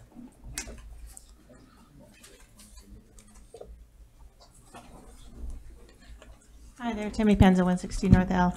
I appreciate that item being pulled from the consent agenda. With the recent sales that we've had of city property and the city property being moved around to the CRA, and then the purpose for which it was approved for being changed all of a sudden from what it was approved for to something else, I really think that these items shouldn't be on the consent agenda. I've written to the commissioners and the city manager regarding important items being put on the consent agenda, and I ask that it not be put on the agenda. I've been told by the city manager he doesn't make the agenda, and then I've been told by commissioners that you don't make the agenda. So I'd actually like to clarify who makes the agenda and who can actually decide not to put important things on consent agenda items or consent agendas. So if we can address that, who makes the agenda, and I would love an answer at some point. Also with regarding the backup recently, it took me an hour and a half of being here to find the backup for this meeting. So we're not getting the backup anymore. Apparently that's not something we're allowed to get. We're not putting the meetings online anymore where people can view them until after the meeting. I know that it's an ADA thing, but you know, I drove on a road here today to get here, and that wasn't ADA approved. And then I picked up an actual agenda here, which isn't ADA compliant either. So can we fix that? Because we're putting more people out and then taking the information away from everybody just so we can make it ADA compliant for people who may or may not even read it, when it can be made available to them after the meeting almost immediately. Thank you. Thank you. City Manager, can you explain this, where we are in the ADA compliance in regards to the meetings and whatnot, so we can have some clarification on that, please? There's a unfortunate set of circumstances involving some attorneys who are suing local governments and having people go and look at their websites and applying the interpretations of the ADA Act on the federal level. To get down to the specifics, your documents and things that you have on the website most of the times are created for people with vision. We'll just say, for example, and the way that you create a document, the headings, the headers, the bullet points, all the things, it makes sense to you when you see it. But they use computer programs that people who maybe can't see, who need to have it read, that take different signals. And the documents that we have been creating up until this point do not allow those programs used by handicapped people to work. Therefore, it's not compliant, and people are getting their lawsuits being waged. So what we're trying to do as we're completely redesigning our website, and as you know, Madam Mayor, you've been involved in these conversations, our website was a second generation move from the one we had before when we started this. We now need one that's more app friendly and smartphone friendly, and it will be completely ADA compliant. In the interim, we're trying not to get sued. We are actively engaged with staff recreating the fillable forms and documents, and it just creates a real conflict for us while we're doing everything else now to have to go back and try to create these forms. And we're learning that process as we go. We are actively engaged in that, but in an effort not to create liability and be sued, we're not pushing out documents in the way and the manner that a few people here in the audience who have tried to access the information are happy with. It's not something we're ignoring. We're applying a lot of effort and energy into trying to correct the problem. We were caught off guard with the whole conversation about broadcasting the meetings live. this is the group that started broadcasting the meetings. If you remember, we put a $300 webcam up. We thought that was the cat's ass. We've advanced to where we now can broadcast meetings. Oh, by the way, we can't do it now because we're subject to lawsuit because we don't have closed captioning. And that's very expensive, and I don't think we can afford to have a stenographer in here closed captioning in real time. So we don't do these things to try to aggravate, to hide, or to create any kind of angst. We're trying our best to comply with the bigger pictures and the laws that we are required to do, and we apologize that it's caused anybody any angst, but we are actively engaged in trying to fix all those ADA issues. And the attorney can add more to that. And I'll be happy to answer any questions about the item as well. Just one thing, I think people can probably relate with it because it's very tiresome. I mean, if anyone remembers, I think when I first got here, there was the one group of lawyers that was suing all the municipalities because they didn't have a full listing of phone numbers for all the elected officials, so there wasn't a place to find it. And if you didn't have a public record, there was a public records request, yeah, and they would do public records requests for our telephone numbers and whatever. And if you didn't have them there, they would sue you for X amount of dollars. That was when I first got here. Then, anyone remember all the restaurants downtown that got in trouble because they weren't ADA compliant, and they literally went in with a whole gang of lawyers again, and they said that the toilet paper holder was a 1/16 of an inch too high. Farmer Girl, the parking Hideout, spaces. Benny's, I think. They sued the Calero's, handicap mobility store on 10th Avenue for not having handicap spaces. but if you give us $10,000, If you give us 10, and it was mostly a settlement for $10,000, nearly all of them. Unfortunately, we have these situations that go on. This happens to be, I guess, the next in a line of. Would you say that a fair? I'm sorry, I don't want to speak out of school or jeopardize this, but is it similar to that type of thing that we've had in the past? Yes, Madam Mayor, it is. It's individual plaintiffs and or their attorneys that are doing this, that are driving this. And to piggyback on what the manager said, the problem we have with the backup in our agenda is that the backup usually consists of a lot of PDFs. And while we can, with a Word document, use internal software to try to make it ADA compliant, and our webmaster can check it and make sure it's ADA compliant, the problem with our backup is our PDFs are not able to be made ADA compliant at this time. So that's why right now we're just posting the ADA compliant agenda with no backup. We have to look into how we're going to be able to do the backup with this issue we have now with PDFs. And so that's why we've refrained from posting the backup on the website, because it is not ADA compliant. So imagine documents and things from vendors and people and everyone else that we put in the backup traditionally, not thinking about it, are in a format that isn't compliant. So for us to then post it online, we've created liability. So I've spoken with IT today, and they said they think they've come up with a bunch of solutions for it. When could we say sometime this summer that we might be able to have? It's our goal to finish the website and have that out in our fillable forms and the things that we normally use that a lot of people really access on the website. That should be done by June. The issue that the city attorney is talking about is going to take a little more time because it involves a lot of other people who are involved in this process outside the city government. Okay. And I just wanted to comment, over a year ago it was brought to the Palm Beach County League of Cities, and we brought it forward. And it affects all the cities in Palm Beach County, and it's affecting all the cities nationally. This time in Tallahassee and this time in Washington, it was on our list to lobby for, because we need clear direction from Tallahassee and Washington to help the cities, because it does look like we're hiding something. And especially this diocese, we've gone out of our way to be transparent, and we put up new TVs, and the last thing we want to do is take it down. However, at the end of the day, we're responsible for the city and the residents and the liability that it brings. And you can go down and ask everybody for their thoughts, but I'm just not willing. If you remember, 7 years ago, we had piles and piles of lawsuits. And, it took us years to settle these lawsuits and or move through them. And it cost the taxpayers lots of money. So, as good stewards, we're doing what we feel is best. And like I said, it's not unique to us. It's across all the municipalities. Vice Mayor Protem. Thank you very much. As I'm listening to the city attorney, I'm wondering, would it be safe to say then that well, you talk about a PDF, and I'm not a tech guy.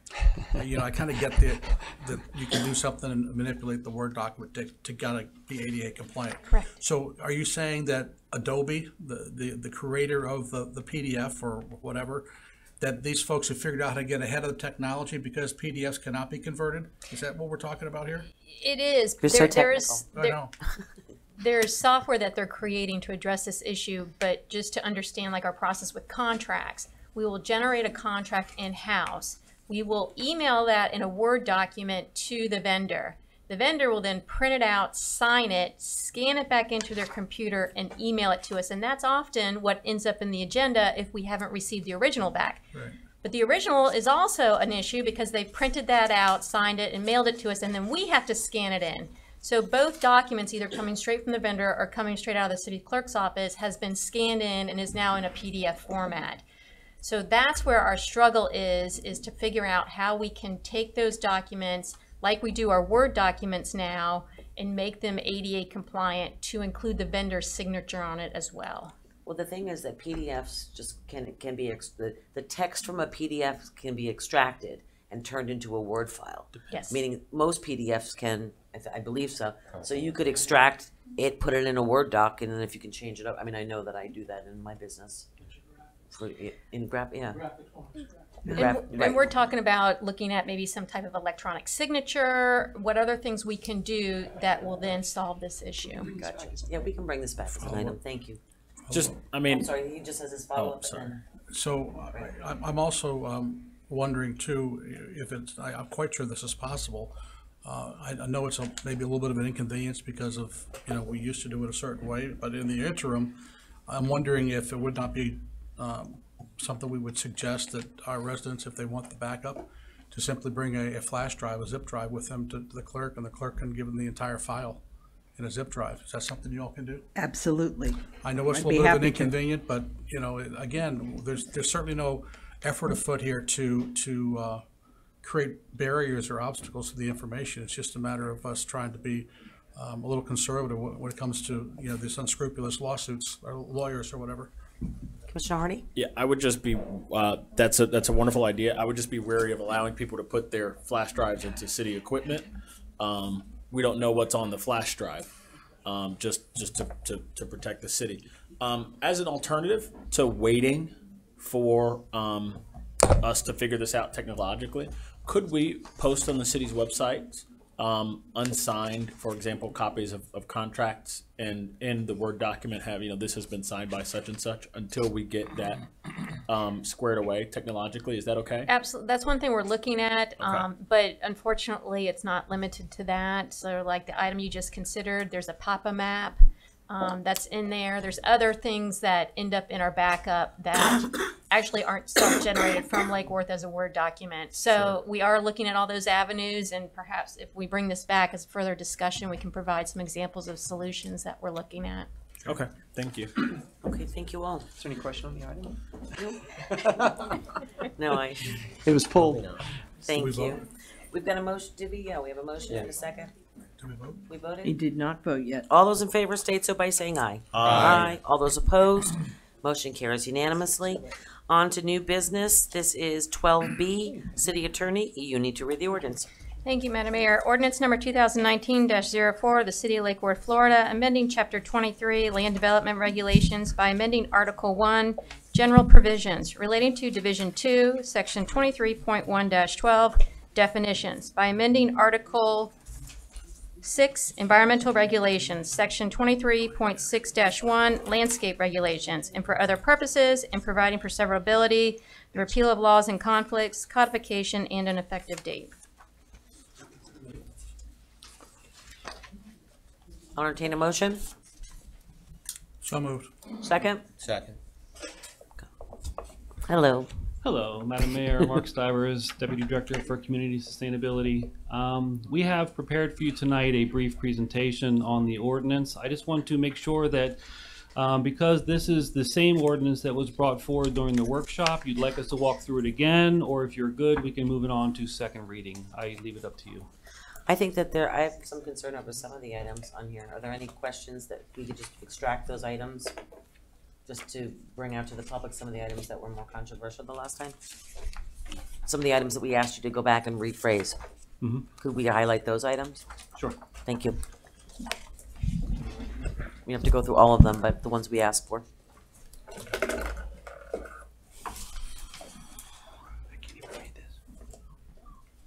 So some of the key changes include but aren't limited to the following. The entire chapter was reorganized. The entire chapter was reorganized for ease of use and the correct format issues. Permit required, it enhances the information on requirements to be met in order to receive the issuance of a landscape permit. We removed the permit requirements for existing single-family homes except for when the renovations are equal to 50% of the assessed value of the improvements or the structure is expanded by 50% or greater. Native species required increases the amount of native species required from 50% to 75%. Landscape design standards, not much change there, provides specificity to the landscape design standards for irrigation systems, soils, mulches, etc. The requirement for soil analysis was changed to encouraged. Irrigation requirement, significant additions to this section clearly state requirements for landscape irrigation. Single-family homes are exempt from this regulation. And tree preservation, provide clarity on replacement tree requirements and enhanced section on in lieu of fees. And we remove the one-for-one replacement requirement for nuisance tree removal. So those were the key issues we had talked about and brought forward. And again, the ordinance that we reviewed with this board during the workshop, the direction we received is to bring it back as written. So that's what we have done. Okay, just the one question I have for you, because there was some talk in the last few weeks or whatever that, I know we had a discussion about hedges at 6 feet high. That you couldn't have, people were saying, you can't have a hedge that's 6 feet or higher than 6 feet. Didn't we delete that item? That was, we changed it prior to the workshop, and that was taken out at the workshop, prior to the workshop meeting, so that has been removed from the ordinance. That's what I thought. So, people were still talking about that, and I'm going, what? No, we've taken that out, so the hedge height in the front can go above 6 feet. That's what I thought. Okay, thank you. All right, we've got a motion and a second. No. We've got a, oh, I'm sorry. At one point, we talked about palm trees in front yards. Where are we with that? The one issue with regards to palm trees, and Commissioner Hardy, if you want to jump in, it wasn't so much the palm trees in the front yard. See how I set them up for that? It was palm trees being included as required shade trees. So we have a requirement that in new construction and in certain improvements over a certain threshold, that you are required to have a shade tree on your property along the public right-of-way. And the current code allows for a clustering of 3 palms, such as the sable palms, to count as the one required shade tree. The request and the discussion came about is, do we remove that requirement, saying that a palm could be used as an accent tree, but would not count as part of the required shade tree requirement for that property? Unless in a grouping of 3. No, period. The request was to take that out so that palms could not be in any way counted as required shade tree along a street right of way. It could still count as a shade tree in a parking lot or in the rear of your lot, but not along the public right of way. After a lengthy discussion, we decided to not change the code as it's written, which would still allow a cluster of 3 palms to be counted as one of the required shade trees in a frontage area. The other way that, the other document I should say that we have coming forward is the one that William Waters has been working on, which is the major thoroughfare design guidelines. And what we've talked about is looking in our major thoroughfares, looking at a tree palette, if you will, to bring forward, which I think using that tool will get to the same end result, which would be along our major thoroughfares, we would designate the types and the qualities of trees that would line these roadways. So I hope that answers your question. I think that's where we're trying to get to on this. So in my front yard, I'm required a shade tree. Correct. But I could also, if I plant the shade tree, I could also plant a palm tree. That's not clustered in 3. Okay. Yes. And then my other question was, at one point we were requiring people that if they were to do a certain amount of landscape, it would prompt a, a fee from the city and inspections and all that fun stuff. Where are we with that? Single family homes. Single family homes. So Yeah, I'm gonna let Dave get into details on this, but over a certain amount of improvement or an expansion of a building over 50%, then you're required to then bring your entire property up to the standards of the ordinance. Okay, but that's not what we were originally talking about. Originally, we were talking about if you did a certain amount of landscape. No. Has that been taken out? So we had a requirement that if your landscaping costs $5,000 and another number, we had other numbers in there. Based on the recommendation pre-workshop, that was taken out, so that's no longer a requirement in this draft. Okay, because I think Commissioner Robinson too, we were very adamant that we should not be dictating to people what their landscape should be or who's going to police it when they get to a certain amount. That's correct, and that was very clear from both of the board reviews as well. Both the advisory boards made the same recommendations to us. Great, thank you. Excellent, thank you. Commissioner Hardy? I just want to be clear. If you're building a single-family home today, we require you to put a shade tree in the front yard, correct? For new construction, yes. For new construction. And if you have a lot, what is it, 75 feet or wider, we require you to plant 2? No. No. So it doesn't increase as the lot size gets larger? That wasn't in there? It's based on the square footage, so every 2,500 square feet, Okay. you're required to have There you one go. shade tree. All right. But you're only required Total to have area. Total area. Okay, all So it only requires 1 in the front yard. The code states 1 shade tree in the front setback or front of the property. I forget exactly how it's worded. Okay, and in either case, you're able to plant a palm tree in your front yard. But if you want it to count as a shade, you have to plant 3. 3. Is that the idea? 3 sables, 3 coconuts, or 3 royal palms. Okay, and just for the record, I was I won't say whose house I was looking at, but I was looking at a house where they had these clustering of 3 palms, right? And across the street there was a very old oak tree. And my question is, take the 50-year-old oak and a cluster of 3 of either of those palms that you planted. Which one throws more shade? The oak tree, of course. Okay. All right. And leaves. And leaves. And leaves, lots of leaves. Commissioner Robinson? I just had a question about the hedges. You're talking about the front yard. How about along property lines? In this ordinance, there's no maximum height for hedges. There's only a minimum height. So the minimum height of 30 inches. If it's in a visibility triangle, it would have to be kept at 30 inches or less. But there is no maximum height in this section of the ordinance. And no, so any property line going from the street is not restricted at all then, No. regardless of whether it's on the waterfront? No. No, Alright. that's not mentioned. Thank you. You would assume people wouldn't put hedges in front of the waterfront. Yeah, they want to see. They'd block their own view. No, on the property line. On the property line, it's not specified now. No, that's not something we looked at. Commissioner Hardy? Just one last thing. We had a conversation out. No, that's fine. We had a conversation outside of this building about visibility triangles, right? And so basically, I want you to imagine a situation where there's a one-way street, let's say, going this way, right? And our rules about visibility triangles don't take into account the fact that, for example, if you have a one-way street and the traffic is going south, the house, and let's say you're driving your car going east, right? The house that's on that southwestern corner doesn't need a visibility triangle because the traffic's not coming from that direction. So we're taking away this person's property rights for no real purpose unless we're just open to the idea of opening up the flow of traffic to both ways. And I know that there's at least more than one person who lives in these areas where they're one-way streets, but they're on the side of the street, you know, like on the side of the intersection, where it doesn't help anyone for them to not have a fence, for example, going all the way to the corner. Can we in the future look at changing that? I know we had that conversation briefly at a Bryant Park meeting. Visibility triangles are in a different section. So this section refers to that section. So I'm sure that could be looked at a future LDR review. Okay.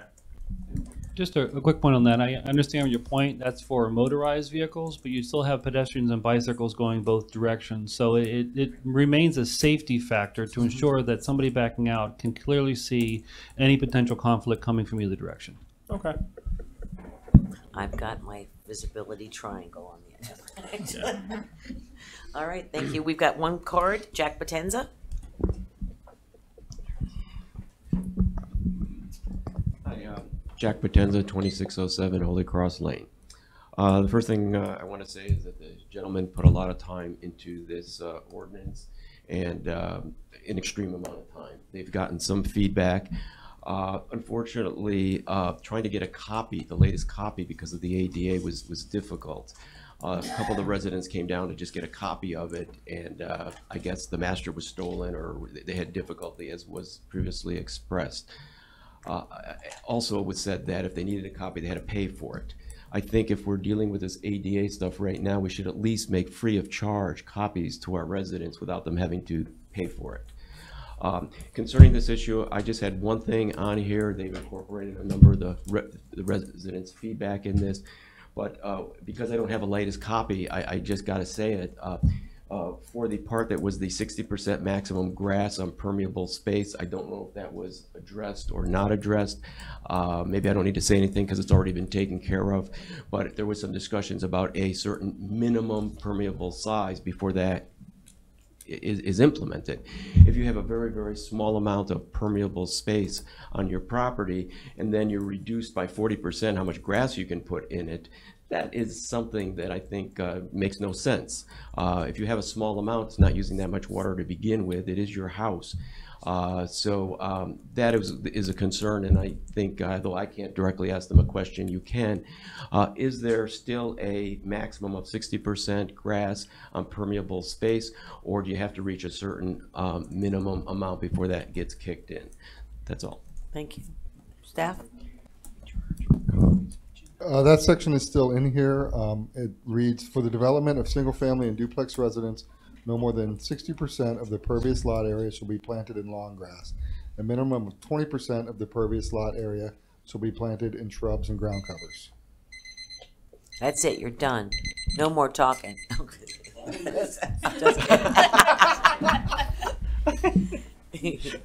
So again, what it's saying is no more than, and in our ordinances, we have been encouraging people to look for alternatives to going out and buying sod and sodding your entire lawn.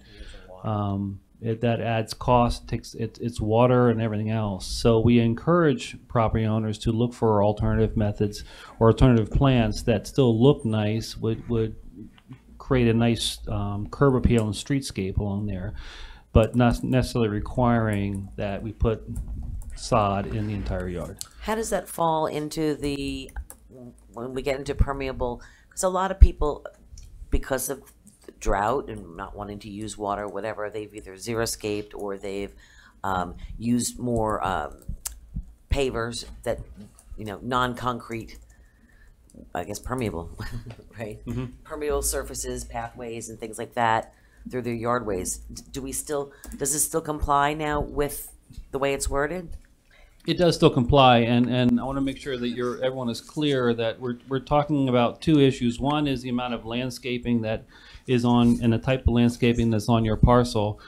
Two is really a factor of stormwater runoff, and how much hard surface do you have that the stormwater would then run into streets, run into our stormwater system, and cause additional water to go into those facilities. So we still have the requirement that a certain percentage of your lawn needs to be able to receive and percolate down the water that hits it. So we don't want to discourage that. Certain materials look nice, such as you put a nice shell rock in your driveway. Over time, as you drive across that, you pack it down, you reduce the permeability of that surface. People who put bricks in their front yard or side yard reduce the permeability of that yard. So we want to still encourage a level of permeability in your yard space, and then again encouraging the types of plants. If you want to go further, you want to get into the science of it. Certain plants have a certain water uptake, so you are actually improving and helping. And the more plant material you have in your yard, you're absorbing more of the water that's falling on your yard anyway, which is also helping the environment. So we see many values in putting good quality landscaping in the yards, as well as having the regulation of the amount of permeable versus impermeable space in your yard. It's very hard though when you look at the stock that we have. You know, a lot of the duplexes, triplexes, the concrete you know, the concrete areas that we have. I mean, some of these properties that people are purchasing now and renovating have a lot of concrete where they hadn't followed in the past. I mean, are we making them tear up the concrete pads to meet these obligations under a new ownership? Or are we working with them? I mean, what's the policy? No, we wouldn't have them pull out what's there. I mean, there are techniques you can use. If they are scraping the lot and building up new buildings, we'd want to work with them and try to bring it into compliance. If you're taking the existing infrastructure, existing buildings and parking lots and everything, and you're just making improvements to them, that would not be required then to bring it up. Okay, Commissioner Hardy. Imagine that I'm a skeptic of the idea that there's such a thing as too much grass, right? Can you explain to me why it's in the public good to limit the amount of grass that people can plant on their pervious surfaces, like in detail? Because I imagine some people are concerned that, oh my gosh, I bought a property, I really like grass, I have a limited number of pervious surface area, why can't I cover it more than 60% of it in grass? Why is it good for everyone in the city? One, we want to ensure that there is a level of tree canopy in the city, and a healthy, strong tree canopy across the city brings several benefits to the city. One, we are looking at reducing the heat impact of having hardscapes, having pavement around. You're still going to have driveways in your yard. You're still going to have hard surfaces that are going to reflect heat. So, and I'm getting to your answer. Okay. So if your entire yard was all grass and you had no trees at all, there'd be no shade for your house, there'd be no shade in your windows, there'd be no shade over a parking area. Two, those grasses do not do well without assistance from mankind. So we have to irrigate them. So we're pumping a lot of water, you're adding cost to that.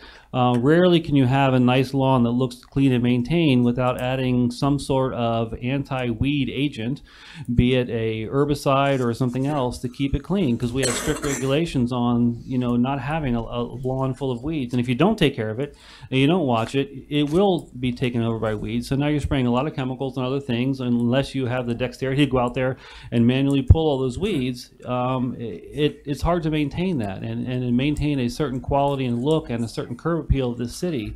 We want to ensure that these places look nice. So that's why we look at these regulations and saying, you know, keep it to a percentage, keep it nice, keep the shrubberies in there, keep trees in there, so that you have a nice looking lawn. There is a benefit to the city as a whole for that. Vice Mayor? You had mentioned something that I hadn't heard before, and I'd be interesting to see when William puts that list of trees and landscape together, that we get a list of natives and or landscape that drink more. That would be very interesting to let the residents know that if you're planting this, and it would only benefit us, that, you know, it's not going, you know, running down the drain. You know, that these are things that you can plant that drink more. I mean, we see often downtown where we didn't put, years ago, we didn't put the water source in. So these trees are breaking up, trying to get water. Is that a tree that needs a lot of water and drinks a lot of water? You know, it'd be interesting to let the residents know that, you know, by putting this landscape in, you know, they're drinking a lot more, and it's saving, you know, running down the drain.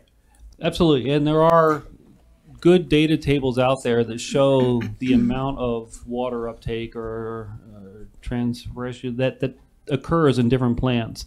And we've been studying this for years and years to look at how the benefit of pulling those up, putting more moisture back into the water, and helping the entire environment and the entire cycle. So yes, we have that, and we'll look at that as we present. Especially areas where we're prone to flooding. Correct. You know, yeah. There's It does certain help. People's front yards that, you know, no matter what they do, it still floods at high tide or you know, full moons or things like that. And that would be great to know that by putting this landscape in, I might stop the flooding in my front yard. And one of the factors that plays into that is the thickness and the depth of the roots on these different plants. You put in your standard turf grass, the roots are very shallow. They don't reach deep. Therefore, the amount of depth into the soil you go with those roots is going to limit the amount of water uptake you're going to take from those plant materials. You get a shrub, the roots go deeper. You get trees, the roots are massive and they absorb a whole lot more. So all those things play into the factor of why we want to see a nice broad spectrum of plant materials across the city. But as we educate, I mean, I think Absolutely. that's a great educational piece that could come out of our tree board that, you know, like Agreed. Like the mayor and I say, did you know? Did you know? Did you know? And just to be clear, you talk about the natives drinking. You're not talking about the native Floridians drinking too much. Well, it's native no. trees, Well, they right? do too, especially Okay, I just on wanted St. to Patrick's clarify Day. that for the record. All right, we've got a motion on the floor and a second. All those in favor state so by saying aye. Aye. All those opposed? Motion carries unanimously. Moving on to the Lake Worth Electric Utility, we've got a consent agenda. I'll entertain a So motion. moved. Moved by Commissioner Hardy, second. Second. Seconded by the Vice Mayor Pro Tem. All those in favor state so by saying aye. Aye. Aye. All those opposed? Motion carries unanimously. City Attorney, do you have a report? I do not, Madam City Mayor. Manager? No, ma'am. Okay. She's there we shaking her go. head no. I'll entertain a motion to Motion to adjourn. adjourn. There you go, Commissioner. Congratulations again. Thank you. Are we done? All those in favor state so by saying aye. Aye. Aye. Good night, everyone. Thank you so much. Unfortunately, timing, but-